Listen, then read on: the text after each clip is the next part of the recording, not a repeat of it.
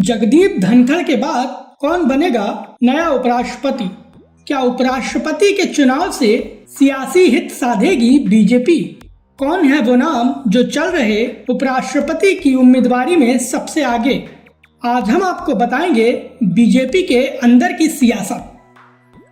नमस्कार, ये है एनालाइज नाउ और आज हम बात करेंगे देश के अगले उपराष्ट्रपति के मुद्दे पर। आमतौर पर यह पद इतना हाई प्रोफाइल नहीं रहा, लेकिन जगदीप धनखड़ ने पहले अपने कार्यकाल और फिर अपने इस्तीफे की वजह से इसे हाई प्रोफाइल बना दिया है और चारों तरफ चर्चा हो रही है कि मोदी सरकार और बीजेपी किसे अगले उपराष्ट्रपति चुनाव के लिए उम्मीदवार बनाएगी। सवाल ये भी है कि क्या बीजेपी अपनी पुरानी गलतियों से सबक लेगी?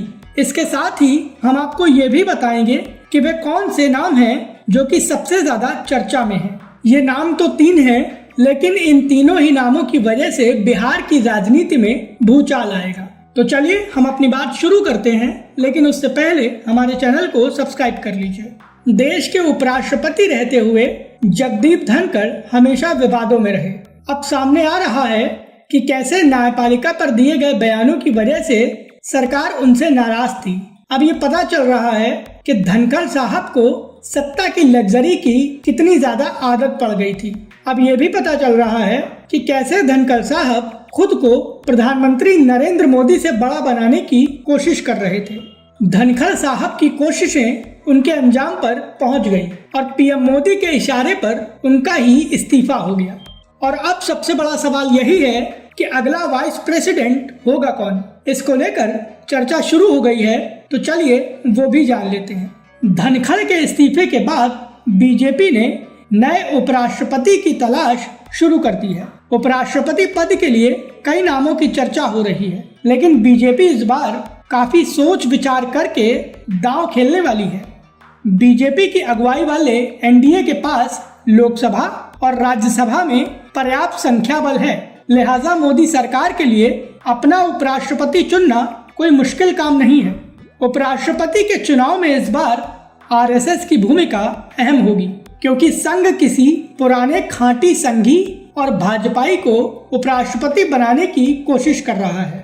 आरएसएस के एक वरिष्ठ सदस्य ने बताया कि संगठन और पार्टी में इस बात पर जोर दिया जा रहा है कि इस बार किसी पुराने भाजपाई को उपराष्ट्रपति पद का उम्मीदवार बनाया जाएगा।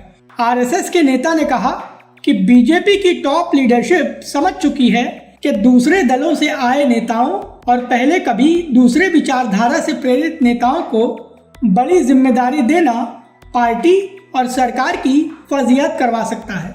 चर्चा ये भी है कि जगदीप धनखड़ और सत्यपाल मलिक 2 ऐसे उदाहरण हैं जिनकी वजह से बीजेपी की खूब किरकिरी हुई है और इसीलिए इन दोनों से सबक सीखकर बीजेपी अब जिसे भी मौका देगी वो होगा खांटी संघी या भाजपाई ही। हालांकि सूत्रों ने यह भी कहा है कि अलग अलग नामों पर विचार हो रहा है, लेकिन अंतिम फैसला बीजेपी की टॉप लीडरशिप ही लेगी। उन्होंने ये भी कहा है कि उपराष्ट्रपति के पद के प्रत्याशी का चयन प्रधानमंत्री नरेंद्र मोदी के ब्रिटेन से वापसी के बाद लिया जाएगा। संभव है कि प्रधानमंत्री नरेंद्र मोदी, गृह मंत्री अमित शाह, रक्षा मंत्री राजनाथ सिंह और बीजेपी अध्यक्ष जेपी नड्डा अहम मीटिंग करके किसी एक नाम पर सहमति बना सकते हैं। अभी तक जिन नामों पर सबसे ज्यादा चर्चा हो रही है उनमें कुछ दिग्गजों के नाम बेहद अहम हैं।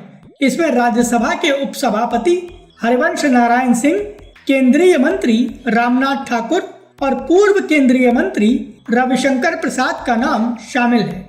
खास बात यह है कि ये तीनों ही नाम दिग्गज नेता माने जाते हैं और बिहार से आते हैं, जबकि बिहार में इसी साल विधानसभा का चुनाव होना है, जिसके चलते बीजेपी के उपराष्ट्रपति उम्मीदवार के चयन में बिहार चुनाव की सियासत भी दिख सकती है। हालांकि हरिवंश और रामनाथ ठाकुर दोनों ही एनडीए के सहयोगी दलों के नेता हैं, लेकिन खास बात यह भी है कि दोनों ही जेडीयू के हैं और जेडीयू सरकार का सबसे महत्वपूर्ण एलाई है। पिछली सरकार के दौरान जब जेडीयू ने आरजेडी का हाथ थामा था और एनडीए से पीछा छुड़ाया था, उस वक्त भी हरिवंश नारायण सिंह ने सरकार का साथ नहीं छोड़ा था। और राज्यसभा के उपसभापति की कुर्सी पर काबिज रहे थे। उन्होंने बीजेपी और सरकार के प्रति अपनी पूरी निष्ठा दिखाई थी। बात रामनाथ ठाकुर की करें तो वो भी जेडीयू से आते हैं, मोदी सरकार में मंत्री हैं और खास बात यह है कि बिहार के पूर्व मुख्यमंत्री कर्पूरी ठाकुर के बेटे हैं और कर्पूरी ठाकुर को हाल ही में मोदी सरकार ने भारत रत्न से सम्मानित करवाया है। रविशंकर प्रसाद की बात करें तो वो पूर्व केंद्रीय मंत्री हैं, खांटी भाजपाई हैं और बिहार से एक पॉपुलर नेता के तौर पर जाने जाते हैं। ऐसे में ये देखना होगा कि बीजेपी इनमें से किन्हें उपराष्ट्रपति पद का उम्मीदवार बनाती है और देखना ये भी होगा कि क्या इन 3 नामों के अलावा कोई और नाम भी जुड़ता है या नहीं। इन 3 नामों को लेकर आपकी क्या राय है, प्लीज हमें हमारे कमेंट बॉक्स में जरूर बताएं। वीडियो पसंद आया हो तो इसे लाइक करें और हमें सपोर्ट करने के लिए हमारे वीडियो को ज्यादा से ज्यादा शेयर करें।